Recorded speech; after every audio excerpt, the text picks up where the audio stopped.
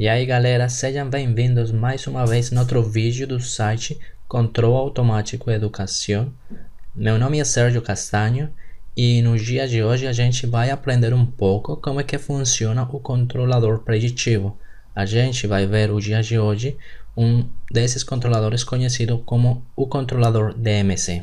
Este vídeo aqui é a versão em português de meu vídeo em espanhol. Eu sou colombiano, eu sei que eu tenho sotaque, mas a ideia do vídeo é que vocês entendam qual é a síntese ou como é que funciona um controlador preditivo.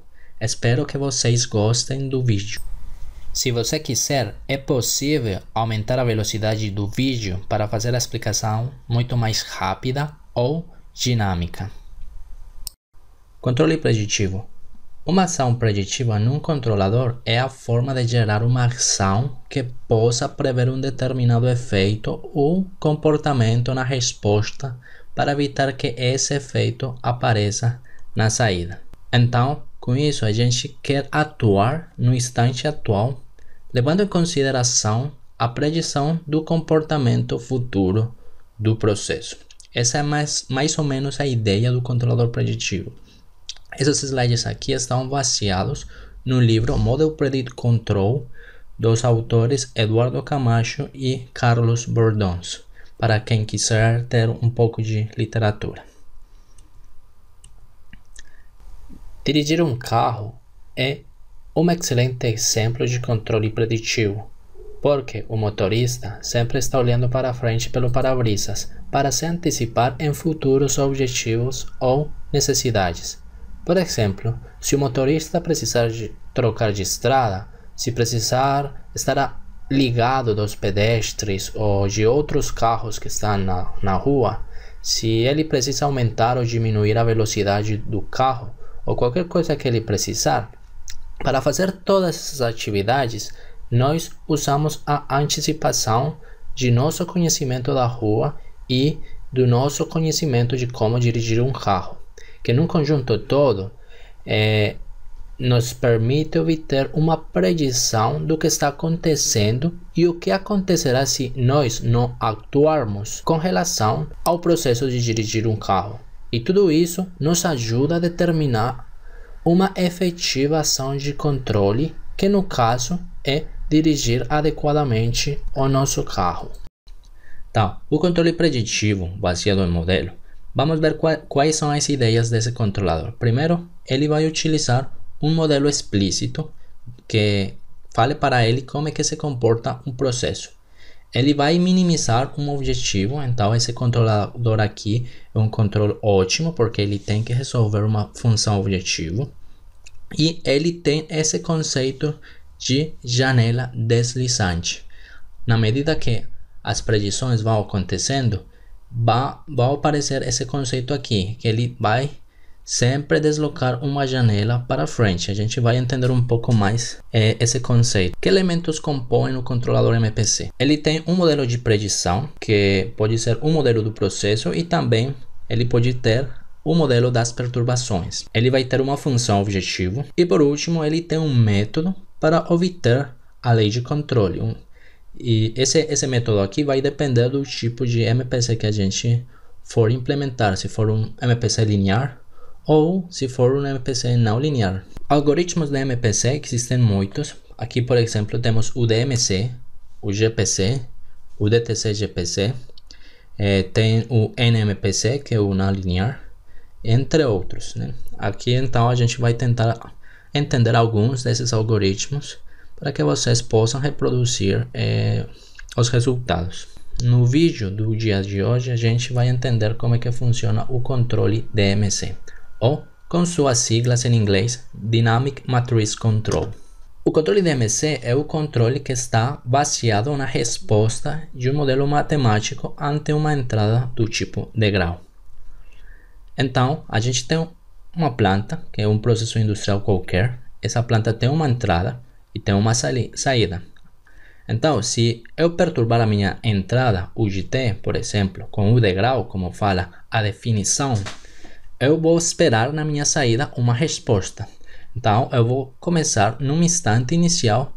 Aí, quando eu perturbar meu sistema, a planta ou o processo vai ir para outro estado estacionário, né? Na teoria de sistemas dinâmicos lineares, esse aqui é um controlador linear, eu poderia representar a resposta do meu sistema com essa equação aqui, que é um modelo de resposta ao degrau que pode se escrever como um somatório de 0 até infinito dos coeficientes da resposta ao degrau pelos incrementos de controle. Tudo isso para um sistema monovariável e também um sistema que seja causal, ou seja, que o que vemos na saída acontece um tempo depois de que eu perturbar a minha entrada. Essa definição vem da resposta ao impulso de um sistema linear, que pode ser representado pela convolução da resposta impulsiva da minha planta como a entrada do meu sistema. A gente pode ver que nós vamos ter uma condição inicial no meu sistema dinâmico, essa é a minha condição inicial, e que a resposta, pela definição da convolução, pode ser definida como o produto entre o somatório dos coeficientes ao degrau, o de SUI. Aqui, essa resposta vai ter uns coeficientes de SUI vezes o delta de U. O delta de U é os câmbios ou as mudanças na entrada. Então, baseado nisso, a gente tem a equação que representa a saída do meu processo ou da minha planta, onde o de SUI vai ser a resposta ao degrau, todos os coeficientes da resposta ao degrau, o delta de U vai ser as variações de controle, ou seja, as variações que estão acontecendo na entrada do sistema. Geralmente a gente tem na parte da frente, tem o controlador, e esse controlador vai mandar umas variações de controle em forma de degraus. E por último, o YO vai ser a minha condição inicial do meu sistema. Para calcular as minhas predições, eu preciso me deslocar para o futuro, ou seja, me mover k passos para frente na equação do sistema. Então, eu tenho a minha saída do meu processo, seja qual for, e eu quero me deslocar k passos para frente.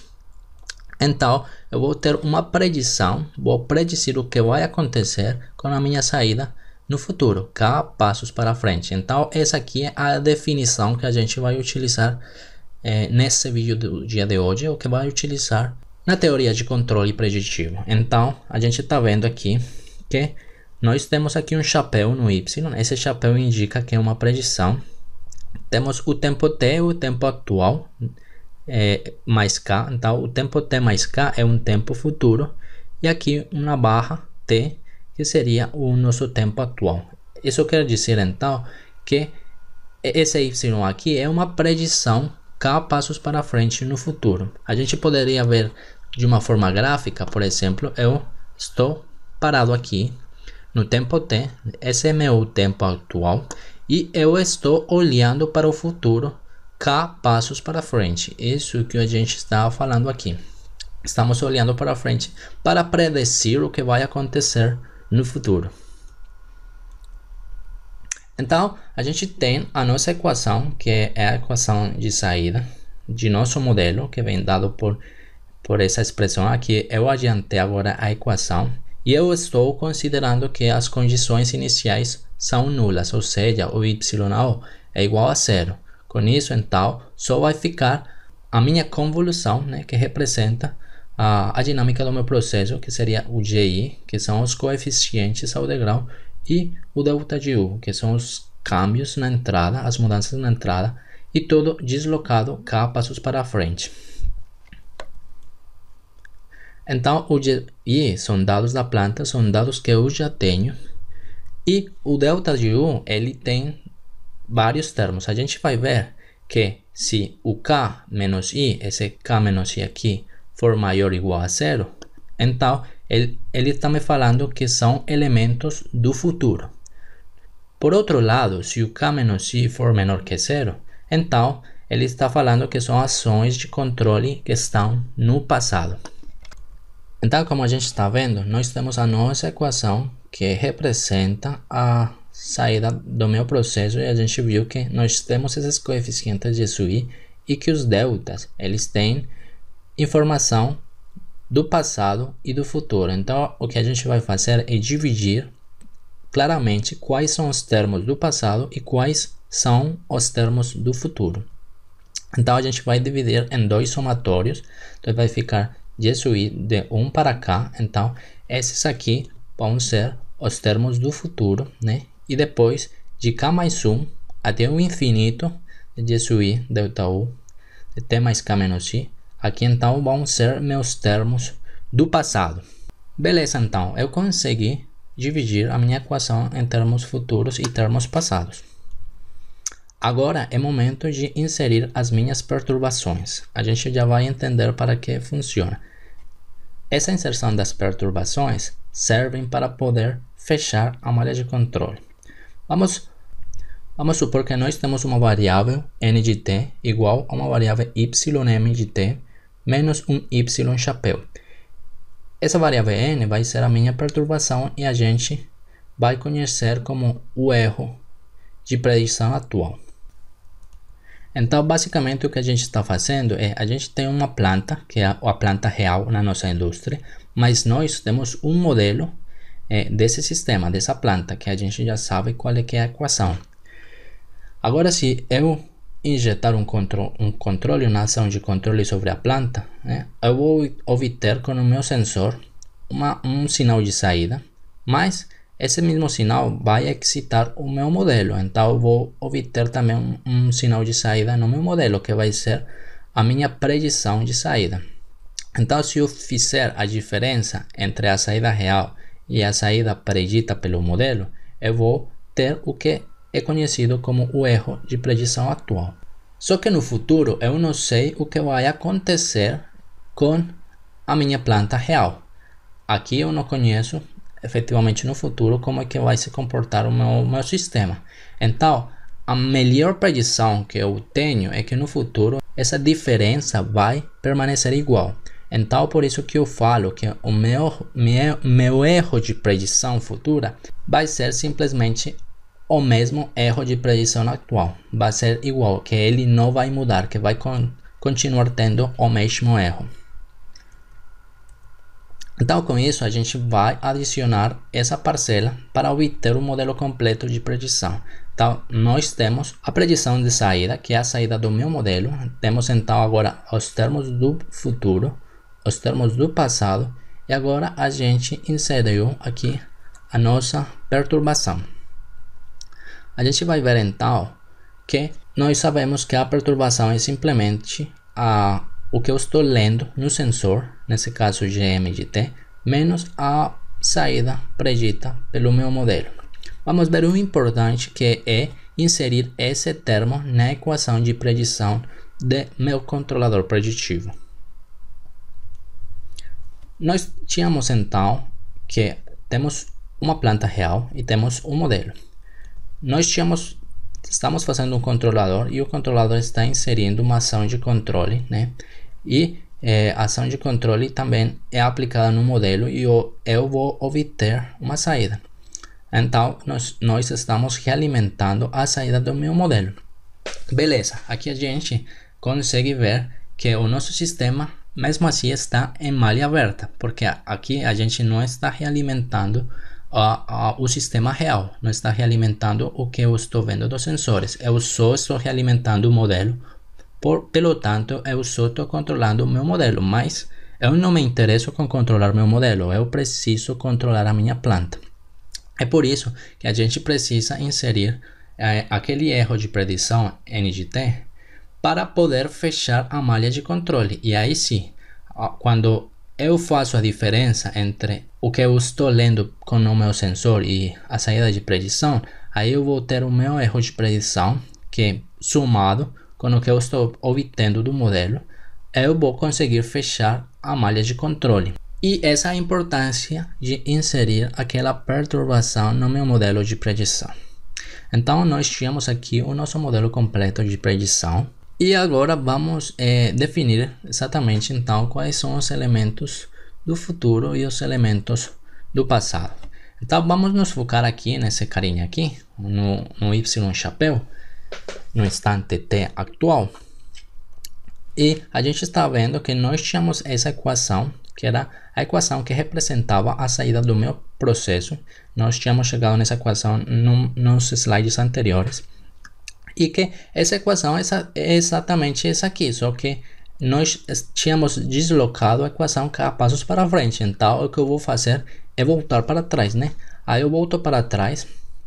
Então, voltando para trás, eu vou ter que essa seria a minha equação, y chapéu. Então, beleza, eu posso substituir o que é y chapéu aqui no meu modelo completo de predição.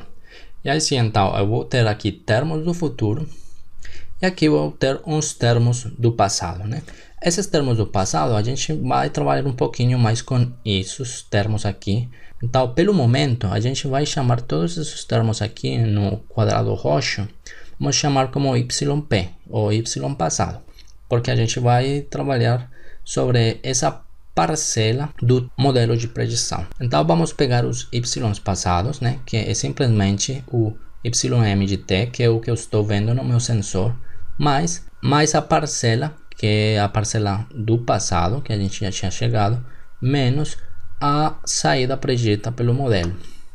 Beleza, a gente já tinha visto que a saída predita do modelo eu posso substituir como se fosse um somatório aqui de j igual a 1 até infinito de j delta u de t menos j.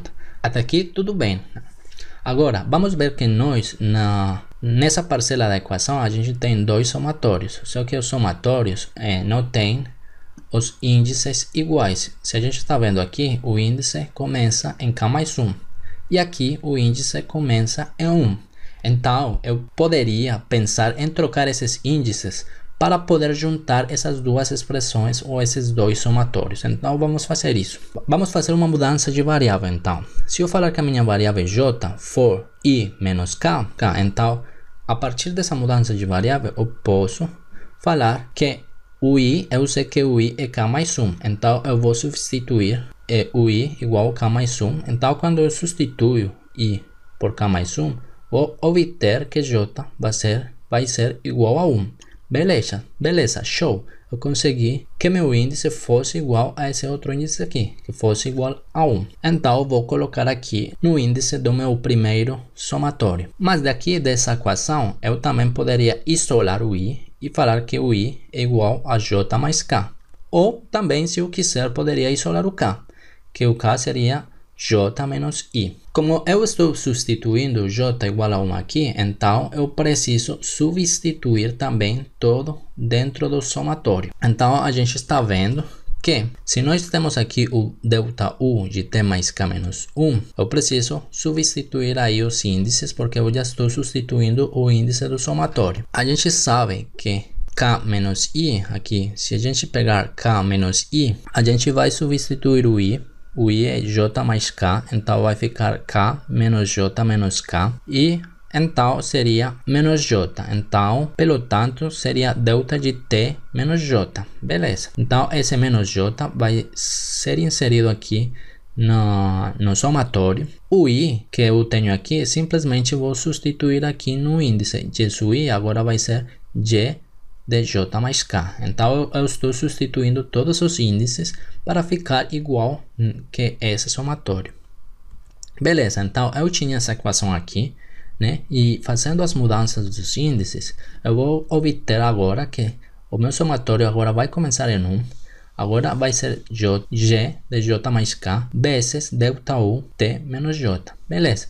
Show! Agora eu consegui que os índices desse somatório aqui dos termos do passado fossem iguais aos índices da resposta do meu modelo.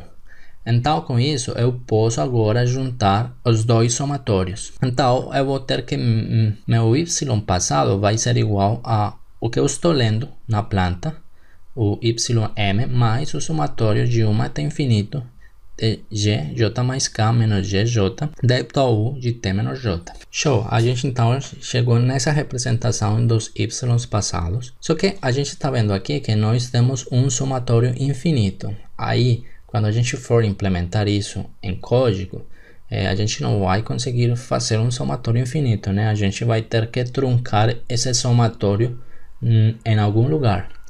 Como a gente está trabalhando aqui com sistemas lineares e sistemas estáveis, então a gente sabe que se nós temos a resposta do meu sistema, do meu modelo, né? O meu sistema, quando eu excitar o sistema, ele vai evoluir até chegar num estado estacionário, né? E ele vai se estacionar no estado estacionário. Então a gente está vendo que eu poderia pensar em truncar aquela minha resposta em um período de tempo m, né? Porque a partir desse tempo aqui, o meu sistema não vai mudar mais. Vocês concordam comigo que, por exemplo, quando esse GJ aqui tende para infinito, ou seja, quando ele já chegou no estado estacionário aqui em infinito, então a gente vai ver que, se vamos supor, se o estado estacionário aqui for 1, se esse GJ for 1, lá mais para o infinito, aqui mais para o infinito, se a gente lê o GJ mais K, aqui, se a gente se adianta K passos para frente, ele vai continuar valendo 1. Então, adiantado no futuro, GJ mais 1 continua sendo 1. Então, 1 menos 1 dá 0. Então, beleza, eu não preciso fazer somatório até o infinito, porque num determinado tempo, esses carinhas aqui vão zerar. Então, eu só preciso fazer o somatório até um determinado tempo m. Eu vou modificar aí o meu somatório. Agora, eu não vou mais até o infinito, sino que eu vou até um tempo m. Aí eu estou truncando o meu somatório e converti esta equação em uma equação implementável. Agora, nós conseguimos modificar os y passados. Vamos voltar então para a nossa equação de predição completa. Lembremos que a gente tinha o nosso modelo de predição completa aqui, que era tudo isso.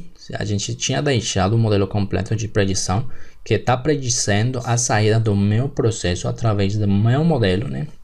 E que a gente tinha tratado todos esses termos aqui como se fosse o y passado, né?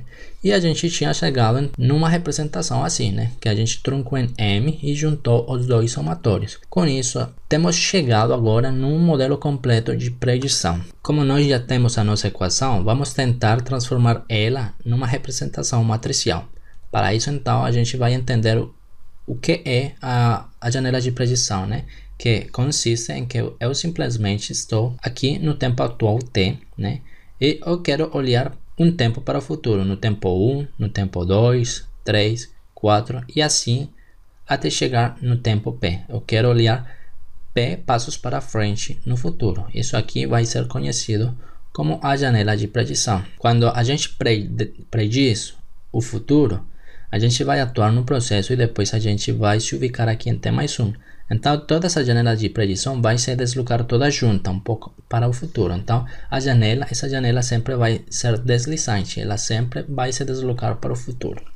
Então, vamos passar esse modelo de predição para a forma matricial, mas antes disso, é importante que vocês entendam as noções de resposta livre e resposta forçada.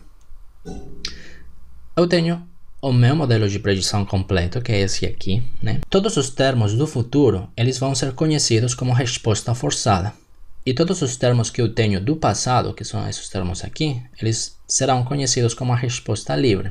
Então, basicamente, a gente tem o seguinte gráfico, né, que representa a dinâmica de um processo. Com isso, a gente vai entender o que é resposta livre e resposta forçada.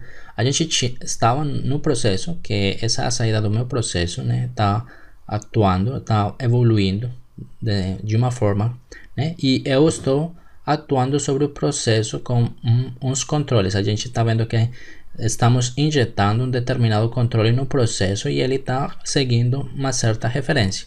Então a gente está vendo aqui que esse aqui é o tempo atual. Tudo que está para a esquerda é o passado.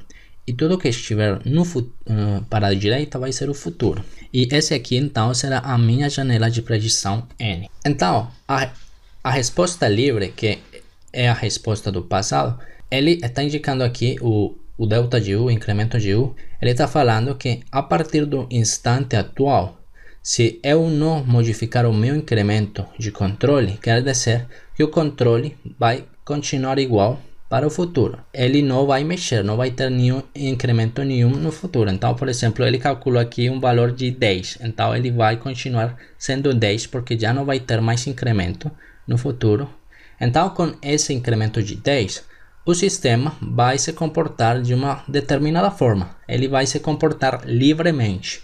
É por isso que ele é conhecido como resposta livre, porque se no instante atual eu não aplicar incremento nenhum, ele vai atuar livremente sem a influência de um sinal de controle que faça com que a minha saída tenha o comportamento desejado que eu quero. Por outro lado, os termos do futuro seriam a resposta forçada, porque eu quero forçar que minha saída tenha uma determinada dinâmica.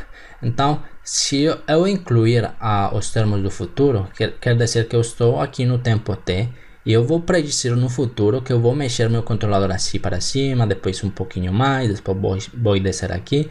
É assim, estou predizendo que no futuro eu quero mexer o controlador assim. Então, se ele mexer o controle desse jeito, eu vou predizer que o meu sistema vai ter esse comportamento aqui, que a gente está vendo. Então, a gente vê a diferença, que aqui no vermelho seria a minha resposta livre, que for no caso que eu não vou mexer mais no controle e deixo o sistema atuar livremente, e esse aqui vai ser a minha resposta forçada, que é o que eu estou querendo fazer com o meu sistema. Eu estou forçando que ele vai para esse tipo de comportamento. Então, a resposta forçada são todos os termos do futuro, e a resposta livre serão os nossos termos do passado. Agora sim, a gente vai levar aquela equação de predição completa numa representação matricial, porque é muito mais simples trabalhar no formato matricial para fazer todos os cálculos no computador. Então, nós tínhamos a nossa equação de predição completa, que é essa aqui. Vamos transformar ela para uma representação matricial. Vamos ver então que se nós começarmos a dar valores nesse somatório, a gente vai começar aqui quando i vale 1, quando k vale 1. Então seria y de t mais 1 no instante atual. Então a gente está predizendo só uma amostra para o futuro, né? Aí a gente vai substituir, vai ser g de 1, delta de 1. Então seria o coeficiente ao degrau 1 vezes o incremento de controle no instante atual, mais o que eu estou lendo na minha planta, ym, que é esse aqui, o que eu estou lendo no meu sensor, mais os termos aqui do passado, que for o somatório de j mais 1 menos j de delta de t menos j, que a gente está vendo que a gente sempre vai ter termos no passado. Esse aqui eu vou chamar como a minha resposta livre. A gente já viu que a resposta livre são todos os termos do passado. Então, esses são termos que já aconteceram no sistema. E esse aqui é o termo que vai acontecer no futuro. Estou calculando que no futuro eu vou colocar essa ação de controle aqui e eu vou obter esse coeficiente. E esse aqui são então os termos do passado. Eu vou chamar como a resposta livre. E eu simplesmente, para não reescrever tudo isso aqui, para cada iteração, eu vou falar que esse é f de t mais 1, f de free em inglês, ou seja, resposta livre. Agora, quando t for 2, eu estou adiantando a minha janela de predição 2 amostras para frente.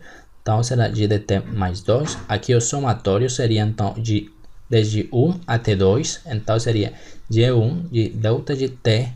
Aqui vamos, delta de t mais 2 menos 1, então seria 1, delta de t mais 1, mais o segundo termo, g de 2, de delta de u de t, mais todos os termos aqui que serão minha resposta livre, f de t mais 2. E assim vai, eu posso ir até o horizonte 3, g de y de t, de 3, então vou ter o coeficiente 1, multiplicado pelo incremento do controle dos instantes de tempo no futuro, o g de 2, o coeficiente 2, multiplicado pelo incremento de controle futuro, uma amostra no futuro, mais o coeficiente 3 multiplicado pela ação de controle atual, mais a minha resposta livre, f de t mais 3. E assim sucessivamente eu posso incrementar até chegar até a minha janela de predição P, que eu chamei aqui no caso P. Então, quando eu fazer toda a minha janela de predição até chegar no último valor que eu quero predizer no futuro, até o valor P, eu vou ter a minha equação que vai começar de G1 até delta de P, delta de U de T mais P menos 1, mais G de 2, delta U de T mais P menos 2, mais sucessivamente até o último, que será G de P, de delta de U, mais a minha resposta livre. A gente está vendo aqui que se nós fizermos esse algoritmo recursivo aqui no papel, ele vai ficar bem grande. Então, quando a gente leva para a representação matricial, vai ser muito mais simples de entender e de ver os resultados e também de fazer os cálculos e os procedimentos matemáticos no computador. Então, a representação matricial a gente pode expressar da seguinte forma: a gente vai ter as predições desde 1 até 2 e assim sucessivamente até P, né? Que é o que a gente tinha aqui. 1, 2, 3, assim até P. A gente então, como a gente está utilizando esse sistema, esse controlador, num sistema linear e invariante no tempo, a gente está vendo que os coeficientes não variam ao longo do tempo, porque é um sistema linear e invariante no tempo. Então a gente está vendo que quando t vale 1, a gente vai ter só o coeficiente G1, que era esse aqui. A gente, quando k vale 1, vai ser G de 1 de delta U de t mais os termos da resposta livre. Então seria G1 vezes delta U de t mais a resposta livre. Agora, quando k vale 2, a gente agora vai ter G2 vezes delta de U de t mais G1 vezes delta de U de t mais 1 mais a resposta livre f de t mais 2. E assim sucessivamente até chegar até a janela P. Então, esse é exatamente o que a gente fez aqui no equacionamento. Com isso, então, a gente pode chamar que todo esse vetor aqui, a gente vai chamar como y chapéu. Aqui a gente está vendo que ele está em negrito, quer dizer que é um vetor, ou uma matriz, no caso é um vetor coluna. Aqui, essa matriz aqui é a matriz que contém os coeficientes ao degrau, a gente vai chamar como matriz G. Esse vetor que tem os incrementos de controle, os delta de U, a gente vai chamar que é um vetor U, que será o vetor de controle. E por último, esse vetorzinho aqui, a gente vai chamar que é o vetor F, que é a resposta livre do sistema. Com isso, então, a minha predição do meu processo fica reduzido nessa equação aqui, G vezes U mais F. Então, com essa equação aqui, eu consigo predizer o que vai acontecer no meu processo real, baseando-me no modelo que eu tenho daquele sistema. Beleza, a gente já tem o que é o modelo de predição, ou o modelo do meu sistema real. Mas agora a gente precisa, no controle preditivo, resolver uma função objetivo. Então, a ideia da função objetivo é involucrar o que eu preciso na minha malha de controle. Geralmente, no controlador preditivo, posso inserir todos os objetivos que eu quiser. Mas os objetivos mais típicos desse controlador vai ser seguir as referências futuras ou a referência atual e ponderar o esforço de controle. Falar quanta energia eu quero injetar no sistema para alcançar a minha referência. Então, na expressão geral que a gente vai ver em qualquer controle preditivo é essa aqui. Temos uma função objetivo que eu estou chamando como J. E a gente, então, está vendo que essa função objetivo é uma função multi-objetivo, porque ele está procurando dois objetivos. O primeiro objetivo é esse aqui. Eu estou tentando seguir a referência. Se a gente está vendo aqui, temos a predição de saída menos o W, que o W vai ser a minha referência futura. Aqui a gente está vendo que tem mais J, ou seja, eu posso saber num processo qualquer quais são as referências que eu vou injetar no meu processo. Se eu não souber, eu posso colocar a referência igual e simplesmente eu quero minimizar o erro. Se a gente está vendo, esse aqui é um erro. O que eu estou vendo na saída do meu processo menos a referência é o erro de controle, né? Então eu quero minimizar esse erro quadrático aqui para poder seguir referências. E aqui eu tenho o meu esforço de controle, um segundo objetivo, que é meu esforço de controle, o delta de U. Aqui então a gente está vendo que a função objetiva é uma função quadrada. Esse entra então no campo de otimização, mas a gente vai ver que não é tão complicadinho assim. Esses dois carinhas aqui, eles estão acompanhados por umas matrizes. No caso, eu chamei matriz delta e matriz lambda. Aqui essa matriz delta e lambda, eles funcionam para ponderar cada um dos objetivos. Por exemplo, eu posso utilizar um valor aqui em delta, que vai ser uma matriz simétrica. Eu posso ponderar quanto eu quero seguir a referência, né? Eu posso dizer, eu quero que você dê maior prioridade no segmento de referência. E a mesma coisa aqui com um lambda. Eu posso ponderar quanto esforço de controle eu quero injetar no meu sistema. Eu posso dizer, não, vai injetar pouquinho controle ou injeta muito controle. Então, segundo o valor que eu coloquei aqui no lambda, o algoritmo de otimização vai achar qual é o valor ótimo para ser aplicado no sistema. Como a gente está trabalhando tudo na representação matricial, se faz necessário também então trabalhar a nossa função objetivo de forma matricial. No primeiro momento, como a gente está entendendo a filosofia do controlador preditivo, vamos supor que nós não temos restrições no nosso processo. Ou seja, é um processo ideal, a gente não tem restrições, ou seja, a gente, por exemplo, não vamos colocar que, sei lá, a temperatura não possa passar de um certo valor, uma coisa assim, né? A gente vai supor que não tem restrição nenhuma. Então, quando a gente não tem restrições, é possível resolver essa função objetivo aqui de forma analítica. Quando a gente inserir as restrições, que são os vídeos mais para frente, ou se vocês quiserem podem ver os vídeos em espanhol que já estão feitos, agora a gente aí não vai poder mais resolver este problema de forma analítica. Mas como é o nosso primeiro vídeo, vamos fazer essa hipótese que não temos restrições e resolver isso analiticamente. Para isso, vamos fazer uma representação matricial da nossa função objetivo. Então, a gente está vendo aqui que nós temos um erro quadrático, né? Como esse aqui é um somatório de 1 até n, que n vai ser o meu horizonte de predição, e o mesmo aqui, o objetivo de controle de 1 até n1, esse aqui vai ser um horizonte de controle.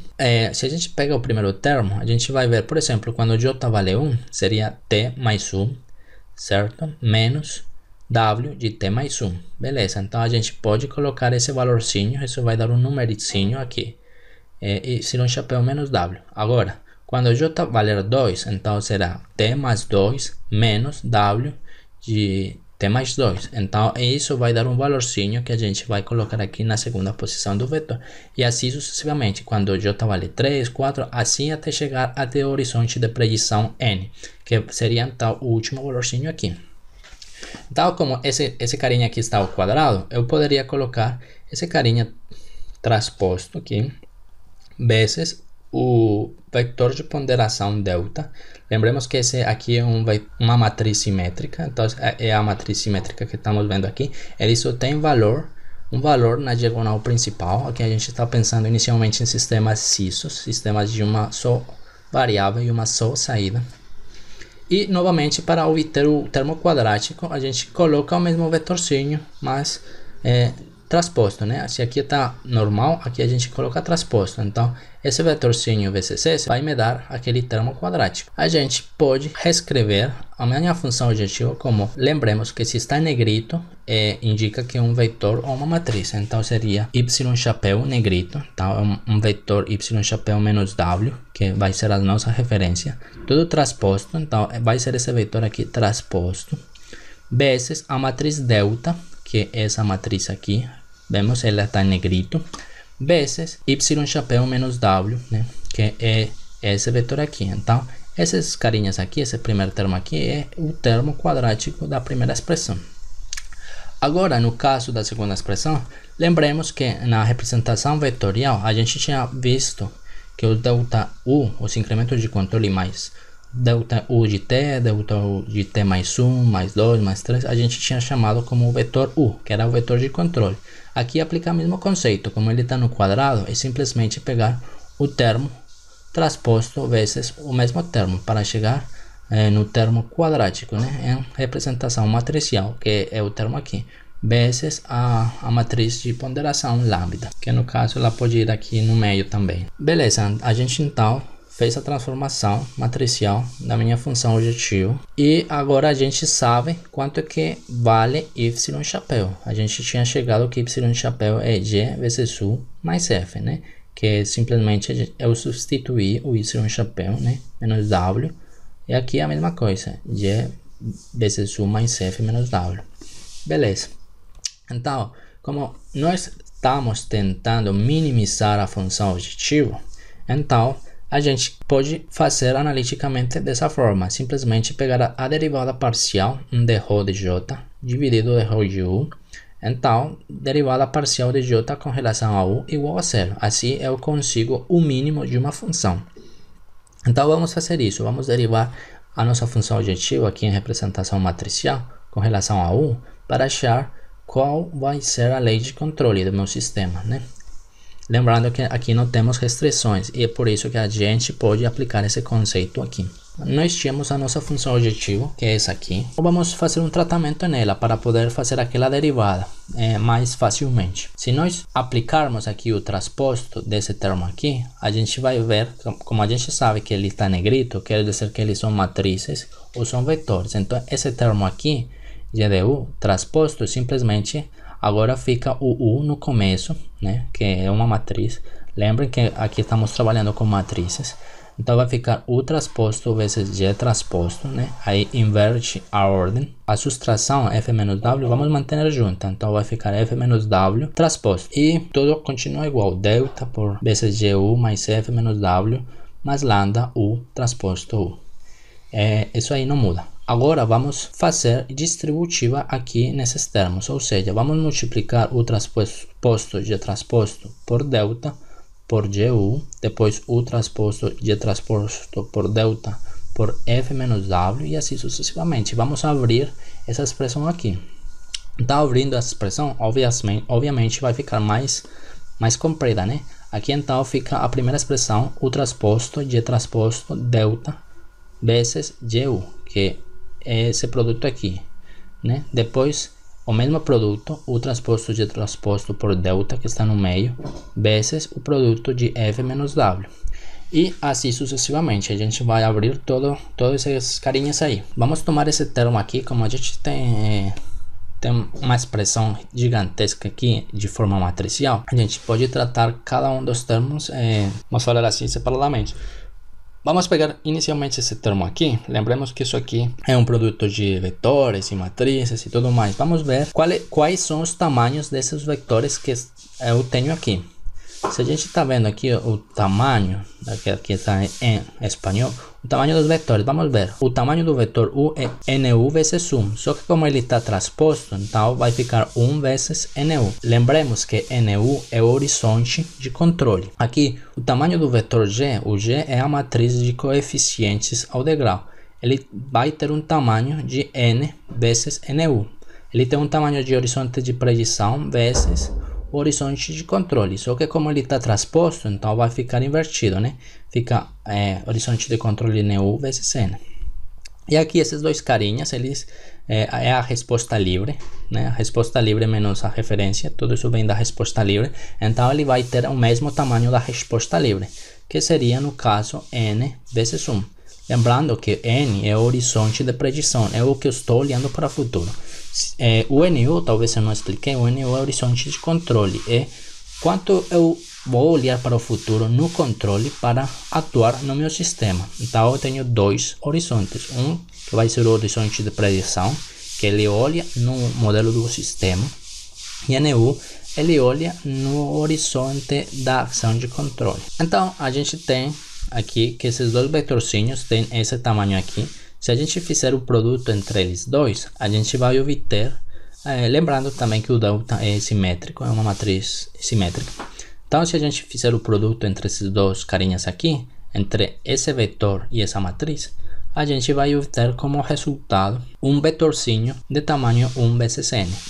Beleza, a gente sabe que o delta é simétrico, então ele tem um tamanho n vezes n.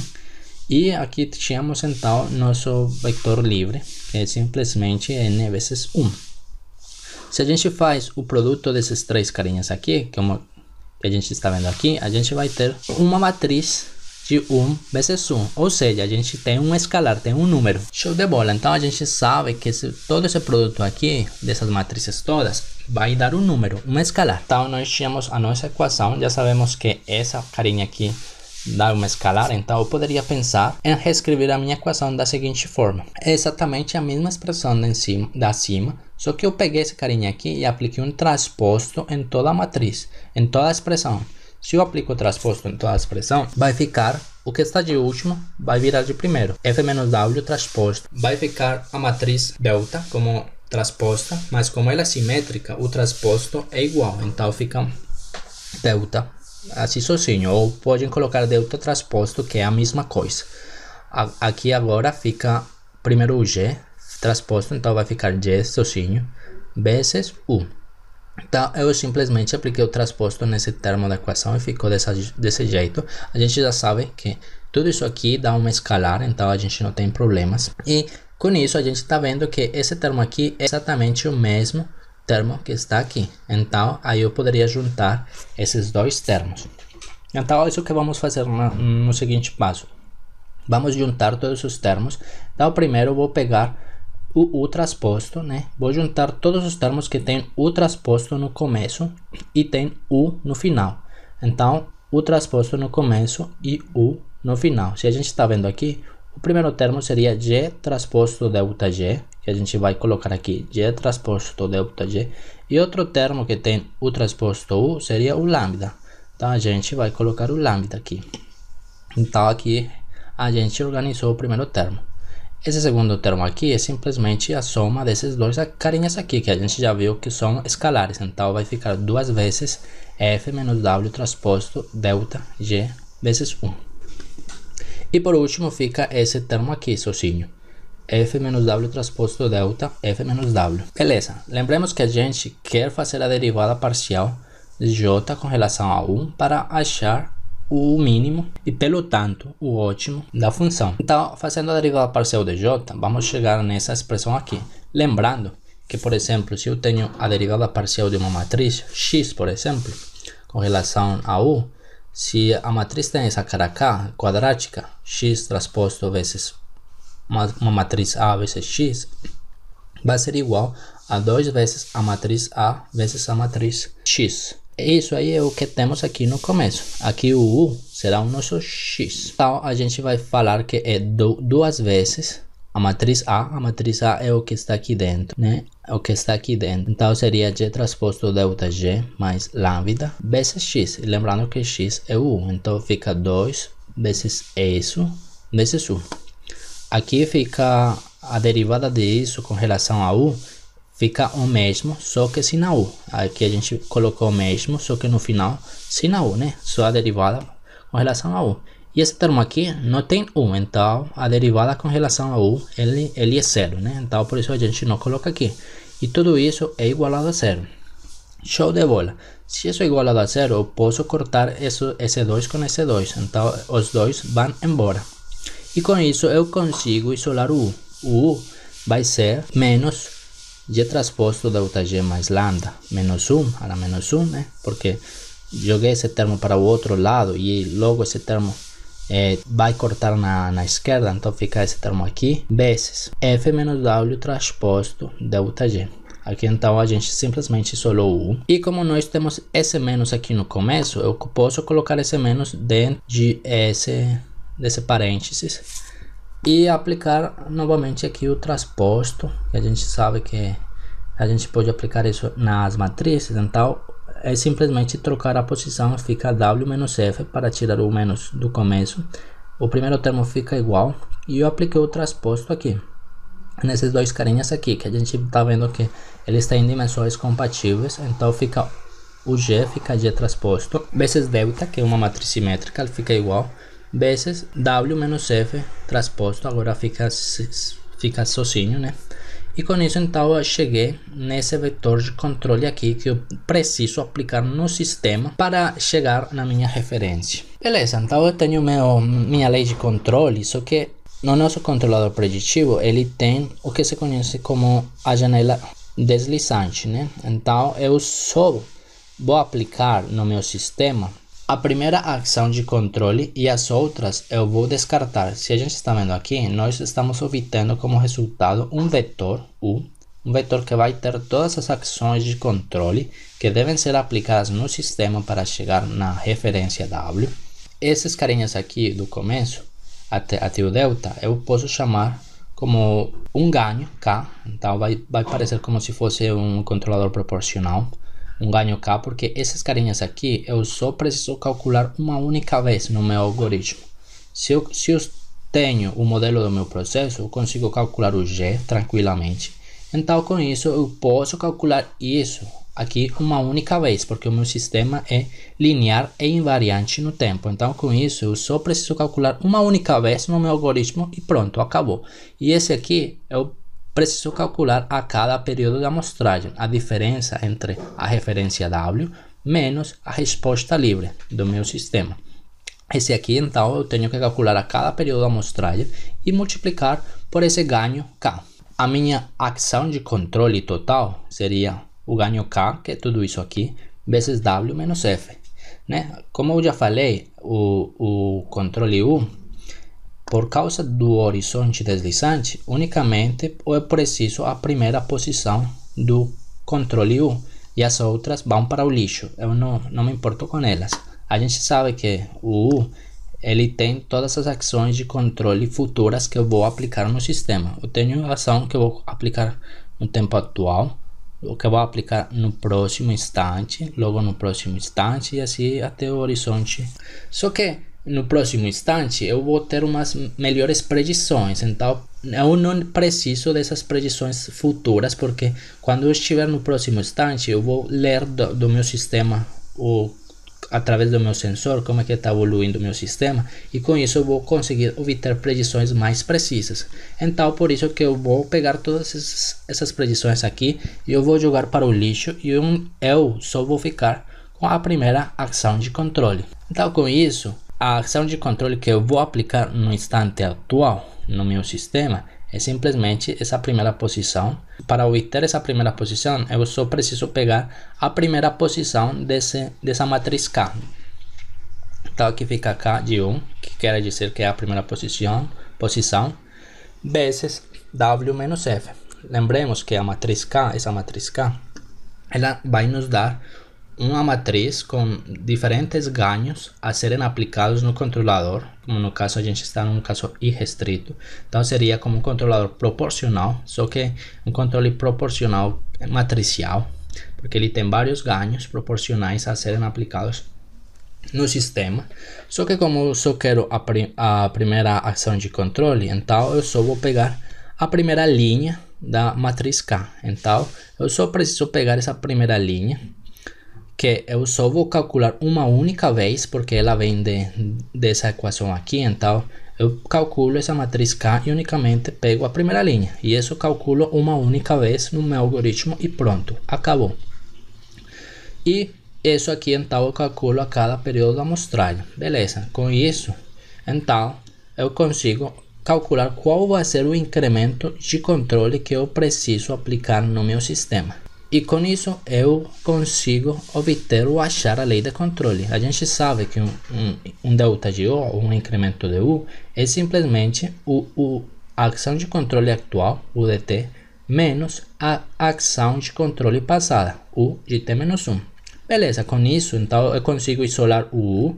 Então o U, que é a minha ação de controle real que eu acabei de calcular para ser aplicada no sistema, é simplesmente o incremento de controle que eu obtive aqui, esse incremento de controle delta U de t, mas o U, que é esse mesmo U no instante passado, que esse é um dado que eu tenho do passado, que eu já salvei, eu tenho salvado em algum vetor, e então é um dado que eu já tenho. Com isso então eu obtive a lei de controle do DMC.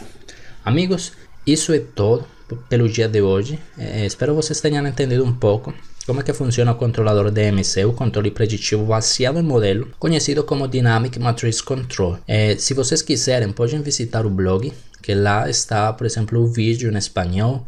Talvez vocês poderiam dar uma olhada no vídeo em espanhol, é muito parecido com esse aqui. E lá vocês vão encontrar os códigos de implementação.